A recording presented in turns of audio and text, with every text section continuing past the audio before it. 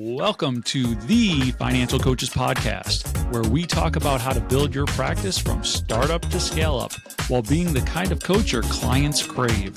Finally, a podcast for financial coaches. Here are your hosts, Maria Casillas and Cody Sizemore. Well, hello and welcome back to the Financial Coaches Podcast. My name is Cody Sizemore and I'm joined here by my lovely co-host, Maria Casillas.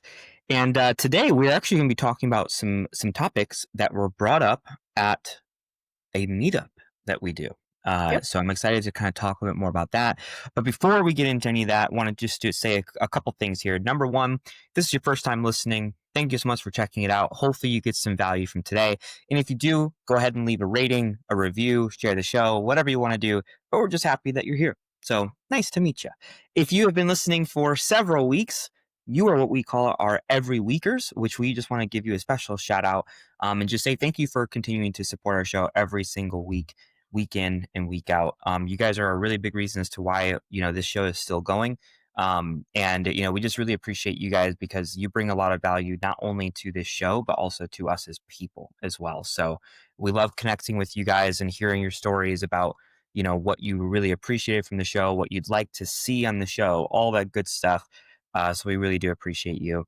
And a really good place to connect with us, as well as all the other listeners of this show, would be in our Facebook group, which is free to join. And all you got to do is you just got to type into the little search bar on Facebook and just type in the Financial Coaches Community by New Money Habits. Click that button, enter in a few pieces of information, and then boom, you're golden. So we'd love to connect with you there. Say hi, ask questions, all that good stuff. So with that being said, Maria, good to see you today. How you doing? Sir, I'm doing well, thank you. Looking forward to our conversation.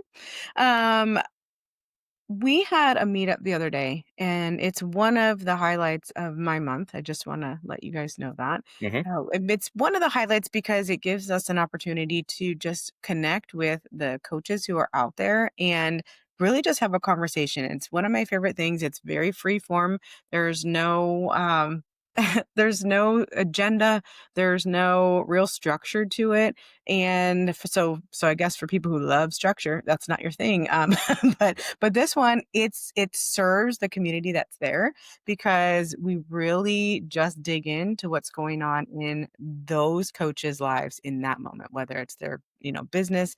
We do talk about some personal stuff, but it's mostly business related. Oftentimes it's their stuck points. And so this time I actually took a few notes. I won't be sharing any names of what people had or what their specifics were, but excuse me, I wanted to just kind of make note of some of the stuck points that people had because I thought, you know what? Cody and I could 100% talk about these stuck points on this podcast so that our other coaches who don't have the opportunity to join us in the meetup, they will benefit from these conversations as well. So with that being said, the stuck point that I would like to just kind of unpack a little bit today is where to find people to talk to. That's kind of how this person said it. He said that, he's like, I have a few clients. I think he said 7. And I would like more, but actually he didn't say I would like more, and that's important in just a second. He said, I need to know where to find people. Where do you find people to talk to? I don't want to just open the yellow pages of the phone book, which I don't even know if those are even around anymore. Are those around? I have no idea. I don't know either. Maybe there's like a Google version of that online. I don't know. But anyway, I think he was just getting across that he doesn't want to have to, quote unquote, cold call people and just say, hey, I'm a financial coach. What can I do to help you? So I think that this will be a good conversation to have with you, Cody. I know a lot of your stuff is in the online world and we can unpack some of that. But also I'd like to unpack some of the stuff, the conversation that we had further with him. And that's why it was important that I said he didn't actually tell us he wants more at this time. So let's start with just the idea of where do we find people? How do we talk to people about what it is that we actually do, the value that we provide? Yeah, it's a great question. And I think it's probably the most burning question for any new coach, any coach that has, a couple clients under their belt, and probably even a coach that's like, hey, like I've been doing this for a while, but I need more. Yeah. You know what I Yeah. mean? Right. So Mhm. it's a question that you're always going to be asking yourself, no matter what phase you're at in your financial coaching journey or how long you've been doing it either. So Yeah. really good question. In my opinion, I think there's really two avenues that you can take. One would be the online space, which is where I primarily live. Mhm. And then the other one would be what we kind of call like the boots on the ground kind of space, which might be like, you putting yourself out there in your community, um, you know, doing stuff like that. Right. Mhm. Mhm. Um, so those are really the two spaces. On my end, I think that it probably makes sense for me to really spearhead the online side of things and then Okay. maybe turn it over to you for some boots on the ground. Yeah, Does that sound yeah, fair? yeah, those are just to qualify, those are 2 very broad categories, they're not Hmm. just the 2 sources, so, what you're suggesting is that we dig a little bit and parse out what some of those sources really are. Yeah. Yeah. So at least in my opinion, if we're talking about the online space, there's really three different kind of areas that you can do. One is dependent on the other two, though, which would Mm, be like your mailing list, right? Like you mhm, need to get people in the mailing list first to then reach out mhm, to these people, right? mhm, So that one's kind of dependent on the first two, but that is one way is, doing a mailing list and nurturing them and, giving them certain opportunities over time and stuff like that, right? okay, Um, but then beyond that, there would be organic marketing and then there would be paid advertising as well, um, which I personally do both. Now I started off doing only organic marketing and then I mhm, introduced the paid advertising, which, some people, depending on where you're at and how you see your business and what it's worth, you may or may not want to do paid advertising. I personally have seen a lot of success from it, and I love paying for advertisement. I'll just say that first and foremost. Um, but, we'll talk about the organic side of things. There's a lot of things that you can do. I mean, number one is just Facebook, Instagram, TikTok, LinkedIn, like wherever your audience is, that's where you should be. And you shouldn't be making posts about not only who you are and what you do, but I would also make posts about like, hey, why do you do it? And, post about, the clients that you are working with. What are some of their successes? Do you have any testimonials? I would start asking questions that people can interact with. So things like, hey, if you were to get a $5,000 bonus, what's the first thing that you would do with it? You ask those questions, people start answering those questions, and they'll tell you. So there would be some people who would say, hey, like we will take a family vacation. Cool. That's what they want to do. There'd be other mhm, people who would say, well, I would put that straight towards my credit cards. Great. Well, now okay, you know what they're working on, kind of thing, mhm, right, But asking questions is a really big one because it gives you an insight of what a person is focusing on and if they really need that help. To which then you can then reach out to them and say, hey, I saw your comment, blah, blah, blah. Start a conversation and kind of go from there. Um, so there's a lot of different strategies that way.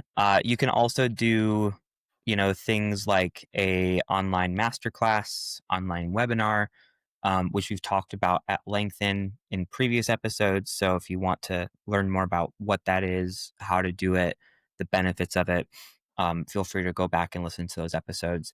Um, and yeah, I think a big part of like the organic side of things is that you throw out content that either A, brings value to people, B, tells a story to people that they can resonate with, or C, uh, causes people to have engagement with your post.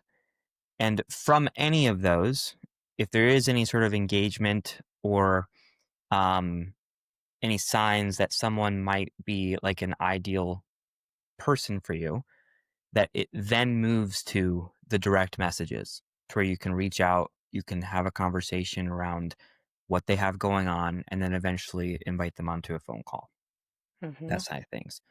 Um, and then, there's the paid advertising side of things too, which is pretty similar. Like you would have some sort of like freebie, like a lead magnet of some sorts, which we just did an episode on that as well, not too long ago.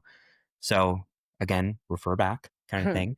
Um, and you can use those lead magnets in your paid advertising. When they sign up for it, you get their name, email, and phone number, and then it's basically copy and paste. Like you start reaching out to them in direct message form, start a conversation, eventually ask them to hop on a phone call with you, and so on and so forth. Right. So Mhm. that's the general gist of the online side of things. Awesome. Thank you. I just want to point out something.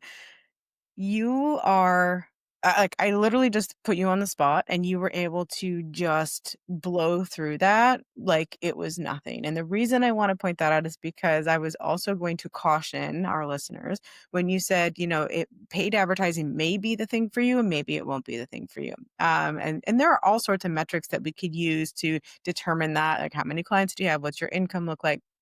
But there's one metric that I just wanted to throw out there. Do not pay for paid advertising if you don't have a system in place to deal with the people that you're seeing. And so Sure. I'm pointing that Great out point. because clearly you have a system, Cody, that you are utilizing. It's like it like the back of your hand because you were able to just tell us all of the details. And there was no pause. There was no, stumbling of your thoughts, like it. And I just wanted to say that I think that's one of the biggest things. If you have that in place, doesn't matter if you have, 2 clients or 200, make sure that you have that in place, and then you might be ready for, paying for that advertising. So, no, Absolutely. that And I'll also say that while I did kind of just like blow through that, there's two reasons as to why I did. Number one is because we've actually gone quite in detail on a lot of this yeah, in a lot of our past episodes. yep, So again, like just type in the search bar like leads or webinar or advertising or like whatever it might be, and you can get a more detailed breakdown in that.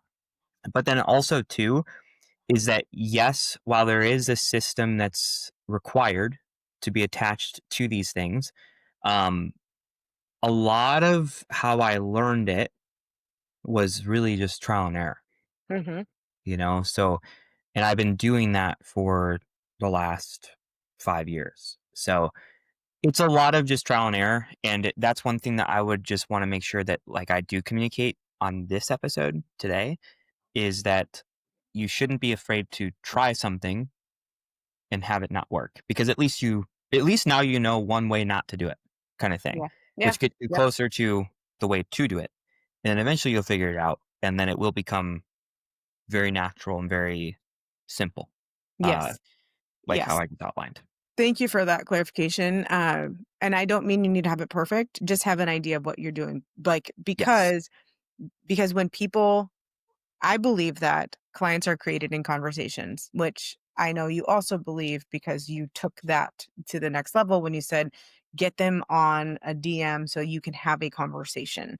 Um, and that's really all I mean. Not that you have to have all of those other things like fully in place and perfected, but just be ready to engage with the people who are seeing those ads and actually trying to engage with them.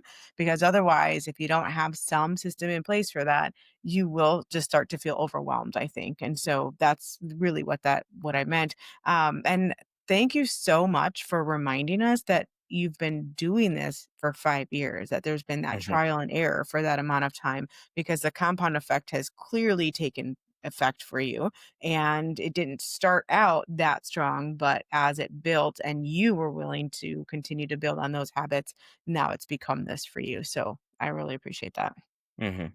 Absolutely. Cool. Absolutely. So, a couple of things that we talked about in the meetup with regards to more, in your words, on the ground, boots on the ground, was more along the lines of having conversations and creating opportunity for those conversations in person.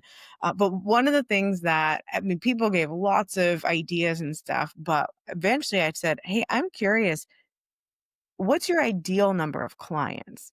And there was a reason for that question. And it was that I think so many times we are so focused on the idea that we need more, that we forget that we have what we want right there. And so I wasn't sure, like in my life, having 7 solid clients is enough for what I can handle at this point. I know that sounds crazy, but given all of the other moving parts in my life, that's who I can fit into my schedule. So I would only want to be able to create leads, but not to bring in a lot more active clients at this moment. There are some people who might only be able to handle 2 at a time given their life, circumstances. And then there are some who need 17 or 27 or however it looks. So that was one of the things I wanted to find out for him. And as it turns out, he and his wife are both doing this, and they want to be able to turn their full-time business or their businesses into their full-time income. So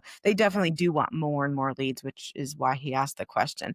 But the other thing that nobody had really touched on was, and you know what, Cody, it's interesting because you just touched on this on our last episode, was the idea of tapping into the network we already have. The idea of referrals, asking people that we are already working with who already love what we stand for, what we've been able to help them achieve, and be able to ask them, who else do you know that would benefit from something like this? Because it's technically, it's not a cold call, obviously, but it's a lead that we would not have otherwise had. Maybe it's from somebody we don't, I mean, it's for somebody that we don't know, but that is very warm because it's coming through somebody who not only do we know, but they know what we have done for them and what we can do for other people. And as we mentioned last week, it doesn't always turn out that those people are the same, but same good fits. But that's okay. It's one of those ways that I think we forget. And surely, as it turned out, this individual had said, you know what, I haven't really been asking for those referrals, and so it's just one of those times when we might not see the forest through the trees, we Hmm. forget like really what's in front of us. So that was the other thing that I wanted to make sure that I threw out there with the boots on the ground piece. Hmm. I think that the referrals is a really, really important thing. Um, because there's nothing more impactful for someone who says, "Hey, like I've been working with this person and it's been really good. Here's their information," right? Like Yeah. it automatically, like we talk about like that whole idea of know, like, and trust. Hmm. Like it just automatically allows you to have like 2 or 3 steps ahead of Right. starting from scratch. And sometimes like you could even create like a referral tree. So I have one of those going on right now, Have fun. that goes back like 3 years or something like that. But basically, like I started working with one couple, and then they referred me someone else, who then that couple referred me to someone else, to which then that couple referred me to someone else, to Hmm. which that couple then referred me to someone else. And all of those referrals also completed the initial program and then did some form of a maintenance program afterwards as well. Awesome. So like that can be a really powerful thing. And what's Yeah. crazy is like the initial person doesn't even know About the fifth the, generation. the latest. No, well, they don't even know the latest person. Kind of Yeah. thing, but it all Yeah. comes back to them. So it is like a tree, like almost like a Yeah. family tree. So it's Yeah. like, you might know your parents, your grandparents, maybe your grandparents. Hmm. But beyond that, like you probably don't know your great-great-grandfather's name, kind of thing, Right. Right. And it's very similar. So Hmm. that is one that like is definitely a untapped market that I feel like sometimes we're just a little, we either don't think about it or we're kind of nervous to ask for it for certain reasons, right? Yeah. Um, so that's definitely a really good one as well. Yeah. And yeah, in your experience, I know that obviously with new money habits, a lot of this does fall, I would say, more so on like Mike, Nino. that kinds of stuff with like the marketing side of things. Mhm. Um, but in your experience with what you've done with Mike and Nino, what have been some of the more needle shifting things that you've done on like the boots on the ground marketing that has maybe led to discovering some new leads? Yeah, it's a great question, and I would be lying if I told you I knew the answer to that in regards Mm, to Mike Ganino, or to New Money Habits. I can tell you for my business before I was partnered with them, a lot of the boots on the ground stuff was just what I mentioned before. It's creating conversations with yeah. people. And so that actually kind of comes naturally to me. I know that that doesn't come naturally to everybody. So it's a skill that well, there's a difference between a talent and a skill, right? A talent you're kind of born with, and a skill is something that you have to cultivate over time. And so for this, the idea of being gregarious and wanting to talk to people is something that's has been more of a just God-given gift for me. But the ability to ask the right questions and make it a very intentional conversation is a skill set that I've had to cultivate over time. And so sometimes it's just really being willing to shut up. Like, listen to what people are telling you. People it's interesting. People want to be heard. They want somebody to know their plight, if you will. And while money itself is something that, people say, "Oh, I'd rather talk about sex than money," it is a very personal thing. Hmm. But it's so interesting because people somehow feel more comfortable talking about money to strangers than they do to people that they actually know. They do. And yeah, and so if Mhm. you are willing to just ask the right questions, how you doing today? You could be in a grocery store line. Although I'm not in the grocery store very often these days, I do a lot more pickup. But when I am, I always strike up conversations. If nothing else, I think people need to be around people more like in this society where we're all just so online all the time.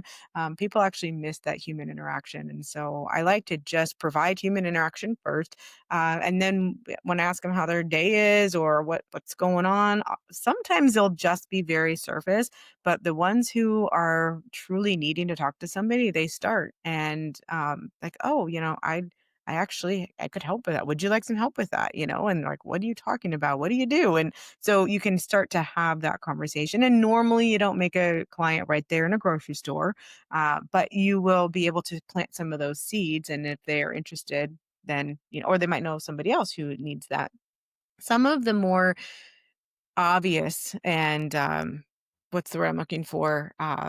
Fruitful conversations are going to be at places that are more like networking events or in the library. The library is a great place for some of these conversations, Right. especially here in our local library. That is actually a boots on the ground, new money habits thing that I do know has moved the needle, because we have a really good relationship with the library here that's local. And not only do they bring us in for some of their events, but they gladly share our information with other people. So it's kind of like a referral that, we didn't even ask for.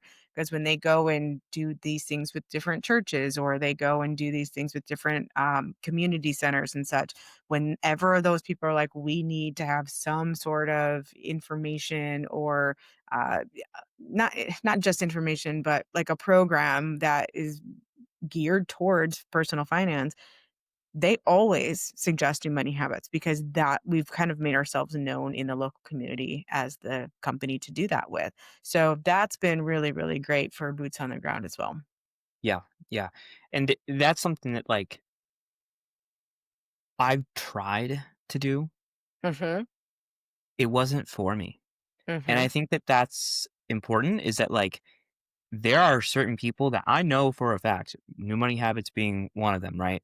That have a lot of success with the library approach, with, and doing events there or partnering with them in certain ways, Mhm. with Mhm. the BNIs or the Chamber of Commerce approaches, and just all these interesting things, right? And hey, if that works for you, like awesome, like keep doing it, kind of thing. Yeah. Um, and then I know for a fact too that there's other people that have success on the online, like myself. And I also know for a fact that there are people who have tried to do the online and they just have not gotten success from it, kind of thing. Mhm. So I think that the important thing to remember through this entire conversation of how do we find these leads? Where do we find these leads? What do we do? The important thing is to remember who you are, what your strengths are, and where your audience is.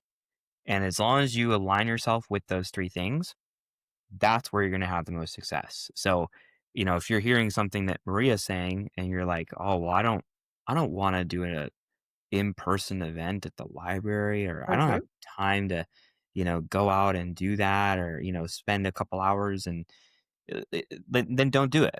Mhm. And conversely, if you're the type of person who goes, "Well, I don't want to put in the time and energy of thinking about all this content to make and try and build my following online and all this kinds of stuff, and I'm not really comfortable with even putting myself out there online because I have like a family and like then don't do that. Like you should do what makes sense for you, right? Yeah. Although it will all be uncomfortable, and that's okay.